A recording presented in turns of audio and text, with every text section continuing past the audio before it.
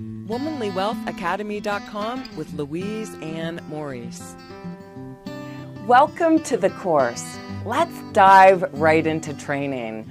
Now, if you have access to a piece of paper and a pen or a pencil, I want you to draw a T. All right, I want you to draw a T. Now, if you don't and you just have your phone or your tablet, open up your notes and you can just follow along. But in the upper left-hand corner, I just want you to put an S there. Okay, put an S. And in the upper right-hand corner of that quadrant, I want you to put a W. And in the lower left-hand corner of that quadrant, I want you to put an O. And in the lower right-hand corner of that quadrant, I want you to put a T. All right? And this is an acronym, all right? The SWOT analysis is an acronym. And we are going to complete it, and I'm going to ask you questions. And when I ask you those questions, I just want you to put your responses in the different quadrants. Are you ready? Okay. I want you to imagine yourself, right? Where you're at right now and what your intention is for becoming a wellness coach. Why were you drawn to becoming a wellness coach? All right, currently where you're at, what are your strengths that you bring to wellness coaching? All right, so that's what the S stands for, is strengths. And in that quadrant, I want you to write what your strengths are as it relates to wellness coaching.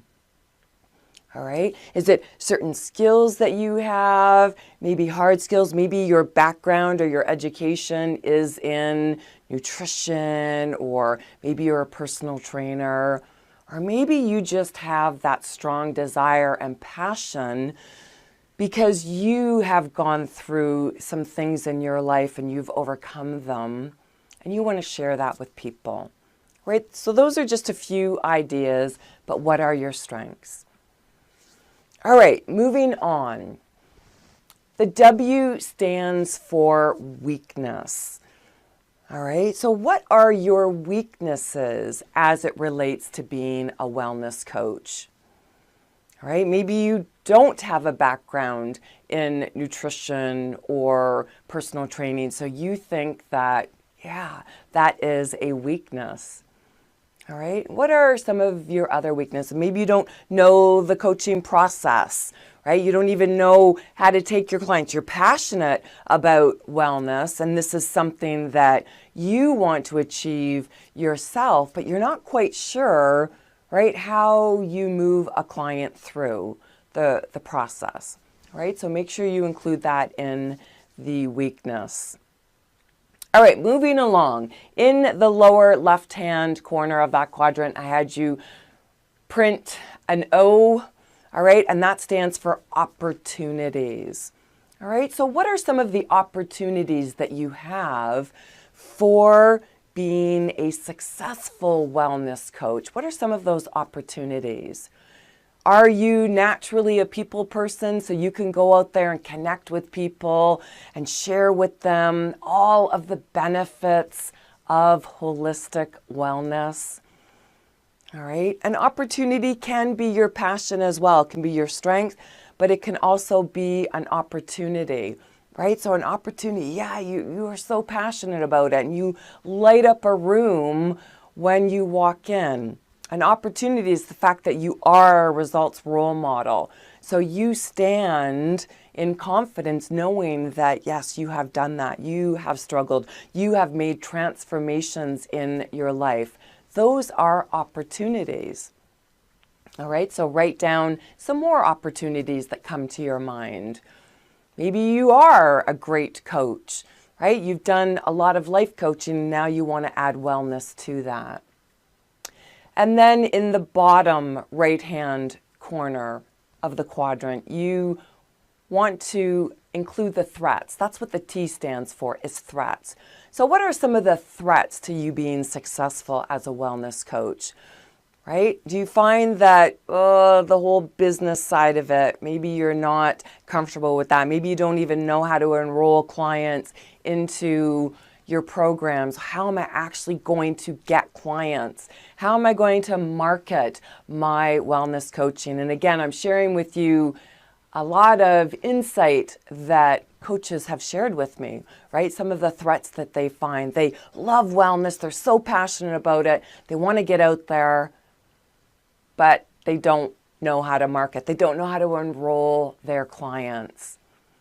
All right. So when you look at your completed SWOT analysis of your wellness coaching, is it lopsided, right? Do you see an imbalance when it comes to looking at that? Is one more heavily, you find there's more weaknesses and threats, or is it pretty much even?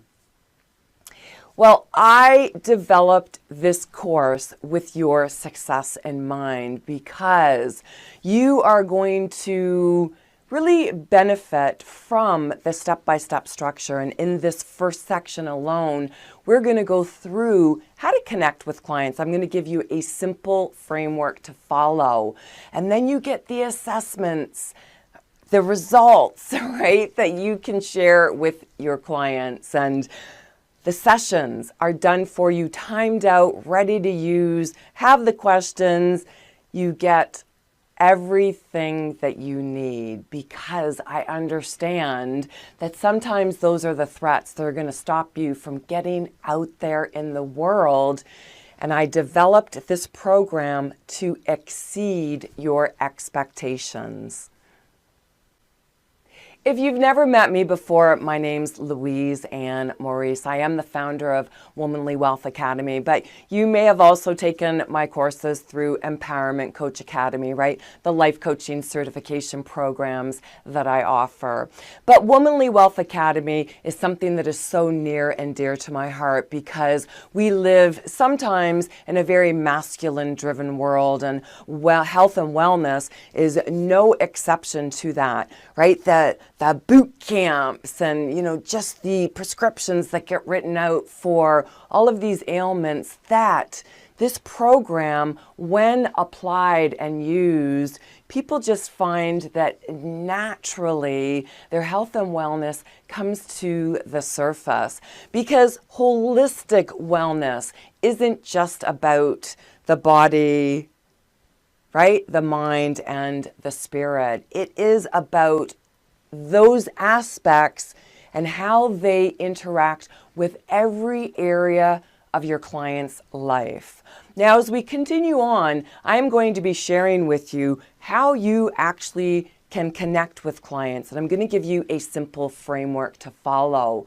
And I'm going to share with you a real life example, actually a reenactment of that real life example, because connecting with clients is something that I actually struggled with as well when I was first starting out. And I just, that whole thought of being rejected, now that was many, many, many years ago. But I had to develop frameworks, and I had to get in my mind that I'm not selling, right? I'm not selling, I am providing value. And that starts with the first conversation that you have with people. So you do not want to miss anything in this section. It is so vitally important because it will ease your mind and you will understand, yes, I can do this.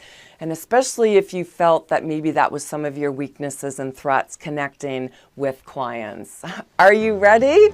All right, remember, reach out with any questions that you have. I am very, very active. And again, I am here to support your success. So let's continue.